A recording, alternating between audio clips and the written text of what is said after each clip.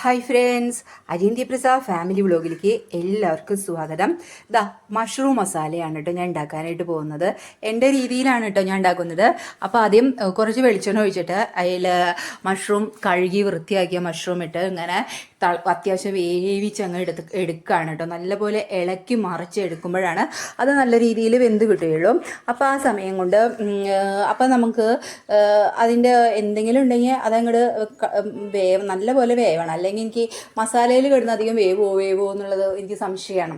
അപ്പോൾ അതുകൊണ്ടാണ് കേട്ടോ ഇങ്ങനെ ഇപ്പോൾ ഇടയ്ക്കിടയ്ക്ക് എടുത്ത് വേവിച്ച് തുറന്ന് നോക്കും. എന്നിട്ട് വെന്തോന്ന് അധികം കുറച്ച് വെന്തോന്ന് മനസ്സിലായപ്പോൾ ഞാനെന്ന് വെച്ചാൽ തക്കാളിയും സവാളയും മുളകും ഒക്കെ ചേർത്ത് ഞാൻ വഴറ്റി വെച്ചിട്ടുണ്ടായിരുന്നു. കുക്കറിലാണ് വേവിച്ച് വെച്ചിട്ടുണ്ടായിരുന്നത്.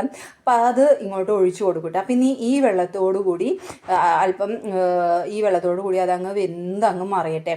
അപ്പോൾ നല്ലപോലെ വെന്താൽ നല്ലപോലെ ചുങ്ങി കിട്ടും. അപ്പോൾ അങ്ങനെയാണല്ലോ കൂണ് വെന്ത് കഴിഞ്ഞാൽ നമുക്ക് മനസ്സിലാവും. അപ്പോൾ അങ്ങനെ അങ്ങോട്ട് വെന്ത് കിട്ടട്ടെ ചോദിച്ചു. അപ്പോൾ ഞാൻ കുറച്ച് ക്യാപ്സിക്കം കൂടി ചേർത്ത് കൊടുക്കട്ടെ. ക്യാപ്സിക്കം കിട്ടിയിട്ടുണ്ടായിരുന്നു. അപ്പോൾ ഇന്നലെ കടയിൽ പോയപ്പോൾ അതൊക്കെ കിട്ടിയിട്ടുണ്ടായിരുന്നു.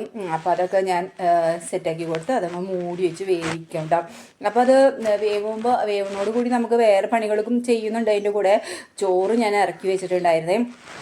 അപ്പോൾ അങ്ങനെ അതും ഒക്കെ ചെയ്യുന്നുണ്ട് കേട്ടോ. അപ്പോൾ അങ്ങനെ ഇത് നല്ലപോലെ ഇടയ്ക്കിടയ്ക്ക് തുറന്ന് നോക്കുക, ഇളക്കി നോക്കുക. അപ്പോൾ ഇങ്ങനെ നമ്മൾ അത്യാവശ്യം ഗ്രേവിയോട് കൂടി കണ്ടോ നല്ല എണ്ണയൊക്കെ തെളിഞ്ഞ് നല്ല സെറ്റായിട്ട് വന്നിട്ടുണ്ട് കേട്ടോ. അതാണ് ഇതിൻ്റെ ഒരു പാകം പരുവെന്നൊക്കെ അറിയാലോ. അപ്പോൾ നല്ലപോലെ വെന്ത് സെറ്റായി വന്നപ്പോൾ ഞാൻ അല്പം കസ്തൂരി മേത്തി ഇങ്ങോട്ട് മുകളിൽ അങ്ങോട്ട് വാരി വിതറി അങ്ങ് കൊടുത്തിട്ട് ഒന്ന് ഇളക്കി കൊടുക്കും. അപ്പം അത് പക്കുടി വേണം തപ്പിയിട്ട് പോയത് കേട്ടോ. എന്നിട്ട് ഇളക്കി കൊടുത്ത് മറച്ചങ്ങ് എടുക്കും. അപ്പോൾ അത് നല്ല രസമായിരിക്കും, ടേസ്റ്റും ഉണ്ടാവും. ഇനി അത് മൂടി വെച്ച് കഴിഞ്ഞാൽ കഴിക്കാൻ നേരം ആകുമ്പോഴേക്കും ആ കസ്തൂരി മേത്തിയുടെ ഒക്കെ ആ സ്മെല്ലൊക്കെ അങ്ങോട്ട് കടന്ന് നല്ല ടേസ്റ്റായിട്ട് ഇരിക്കുന്നുണ്ടാവും. അതുകൊണ്ടാണ് ഇങ്ങനെ ഞാൻ ഫ്രഷ് ക്രീമൊക്കെ പണ്ട് ഒഴിക്കാറുണ്ടായിരുന്നു. ഇപ്പം ഞാൻ അതൊക്കെ നിർത്തിയിരിക്കുന്നത് കൊണ്ട് അതൊന്നും വാങ്ങിച്ചിട്ടില്ല. അപ്പം ഇത് മാത്രം ഉപയോഗിച്ചുകൊണ്ടാണ് ഞാൻ ഇതൊക്കെ ചെയ്യുന്നത് കേട്ടോ. ഇതിപ്പോൾ ചെയ്യുന്നത് നമ്മുടെ ബീട്രൂട്ട് കൊണ്ടുള്ള മധുരം കറിയാണ്. അതിൽ ഞാൻ കുറച്ച് പൈനാപ്പിളൊക്കെ ചേർത്തിട്ടുണ്ട് കേട്ടോ. നല്ല പോലെ വഴറ്റി ഇങ്ങോട്ട് വഴറ്റി എടുക്കുകയാണ്. അപ്പോഴാണല്ലോ അതിൻ്റെ വെള്ളമൊക്കെ വറ്റുമ്പോഴാണല്ലോ അതിൻ്റെ ടേസ്റ്റ് ഉണ്ടാവും. അതിൻ്റെ കയ്യുമേക്ക് ഒരൊറ്റ തെറിച്ചു. ഞാൻ പക്കുടു കൊണ്ട് പിടിച്ചിട്ടാണ് ഇത് ഇളക്കുന്നുണ്ടായിരുന്നത് എങ്കിൽ പോലും പിന്നീട് എൻ്റെ കൈമയ്ക്ക് ഒരു തെറിച്ചു. ഇന്നത്തെ ഇതിൽ സ്പെഷ്യലായിട്ട് ഉണ്ടാക്കുന്ന നമ്മുടെ വിഭവങ്ങളിൽ ഒരു സംഭവമാണ് ഇത് ഇത്രയായി എത്ര നേരം നിന്നോന്നറിയോ. ഞാൻ വഴറ്റിയെടുക്കാൻ വേണ്ടിയിട്ട് കുറച്ചൊക്കെ സമയം പിടിച്ചു. കുറേ നാളായി ഇങ്ങനെയൊക്കെ ഫുഡ് കഴിച്ചിട്ട് ഇത് ഉണ്ടാക്കിയിട്ട് ബിരിയാണിയൊക്കെ ഉണ്ടാക്കിയിട്ട് ബിരിയാണിയാണെന്നിപ്പോൾ മനസ്സിലായില്ലേ. ബിരിയാണി എല്ലാം ഉണ്ടാക്കാൻ പോകുന്നത് പുലാവാണ് ഞാൻ ഉണ്ടാക്കാൻ പോകുന്നത്. ചിലപ്പോൾ പുലാവ്, ചിലപ്പോൾ ബിരിയാണി, ചിലപ്പോൾ ഫ്രൈഡ് റൈസ്. എപ്പോഴും ഞാൻ ഉണ്ടാക്കുമ്പോൾ ഇങ്ങനെ പറയും അല്ലേ. കുറച്ച് വെള്ളമൊക്കെ വറ്റി റെഡി ആയിട്ട് വരുന്നുണ്ട് കേട്ടോ. ഇനി ഇതൊന്ന് സെറ്റായാൽ മതി.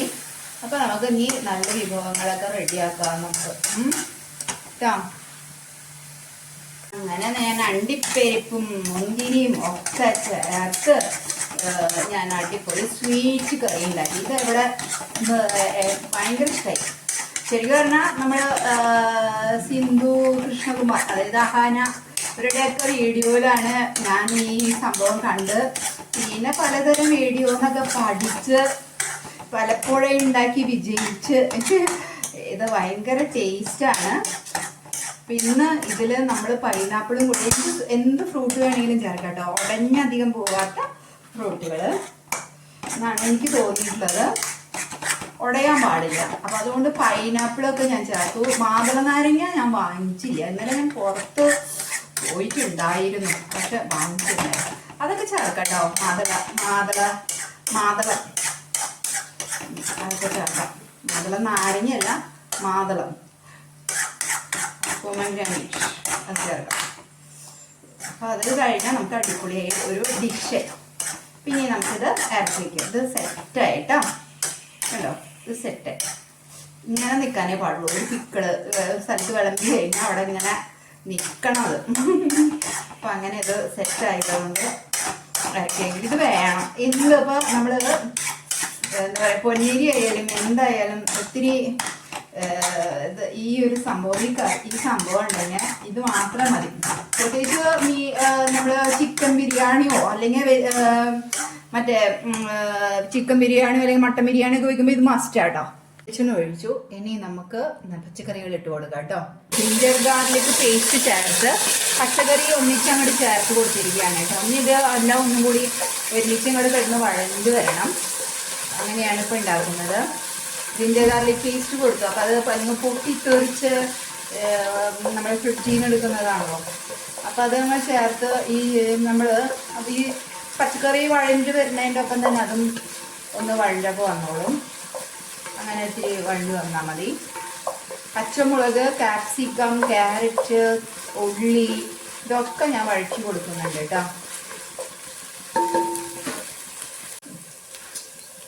കണ്ടോ എണ്ണയ്ക്ക് ഇങ്ങനെ തെളിഞ്ഞു വന്നിട്ടുണ്ട്. അപ്പോൾ അത് എല്ലാം വഴഞ്ഞു വന്നു.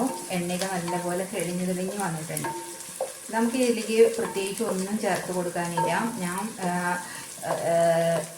ഇഞ്ചിയും പിന്നെ വെളുത്തുള്ളിയും പച്ചമുളകും ഉള്ളിയും സവാളയും പിന്നെ ക്യാരറ്റും ഇതൊക്കെയാണ് നമ്മൾ ചേർത്തിട്ടുള്ളൂ. പച്ചക്കറിയുടെ കളറൊന്നും വലുതായിട്ട് മാറൊന്നും വേണ്ട കേട്ടോ. നമുക്ക് കുറച്ച് റൈസ് ചേർത്ത് കൊടുക്കാം. ഇതിൽ വേണമെങ്കിൽ കുറച്ച് ഉപ്പ് ചേർക്കാം. ഉപ്പ് എന്ന് ഞാൻ ചേർക്കാത്തത് എന്താണെന്നറിയോ, എന്താ പറയുക, അതിന് നമ്മൾ ഗാർലിക് പേസ്റ്റ് ചേർത്തപ്പോൾ അതിൽ ഉപ്പ് കുറച്ച് ഉണ്ടാവുമല്ലോ. ഗാർലിക് പേസ്റ്റിൽ കുറച്ച് ജിഞ്ചർ ഗാർലിക് പേസ്റ്റിൽ കുറച്ച് ഉപ്പ് ഉണ്ടാവും. അപ്പം അതുകൊണ്ടാണ് കേട്ടോ. ഇനി നമുക്ക് നമ്മുടെ റൈസ് ഇട്ട് കൊടുക്കാം. ഇനി ഇത് നല്ലപോലെ ഡ്രൈ ആയിട്ട് വരണം. വെള്ളം വറ്റി അത്യാവശ്യം വെള്ളം ഉണ്ടാവും. ഇപ്പം തന്നെ ഊറ്റിയെടുത്തുള്ളൂ കേട്ടോ.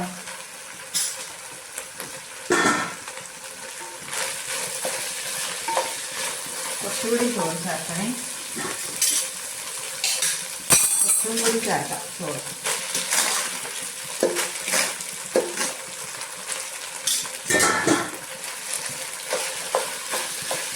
ഹലോ, ഇങ്ങനെ കിടക്കാനേ പാടുള്ളൂ കളർ. ഇനിയിപ്പോൾ വെള്ളം വരട്ടെ. നമുക്കിത് കുറച്ച് നേരം കഴിഞ്ഞിട്ട് നോക്കാം.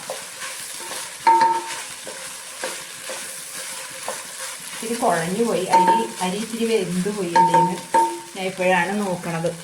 വീട്ടിലേക്കൊക്കെ ചെന്നപ്പോൾ എൻ്റെ ചോറ് കുറച്ച് വേവായി. പുലാവ് അപ്പം അങ്ങനെ ഇത്തിരി വെന്തു എന്ന് മാത്രം. ചോറൊക്കെ കുറച്ച് വെന്തു, അത്രയേ ഉള്ളൂ. നല്ലൊരു പുലാവ് എന്ന് പറയുമ്പോൾ അധികം വെന്തിട്ടുണ്ടാവില്ല, അധികം വേവാണ്ടല്ലേ ഇങ്ങനെ കിടക്കണുണ്ടാവും.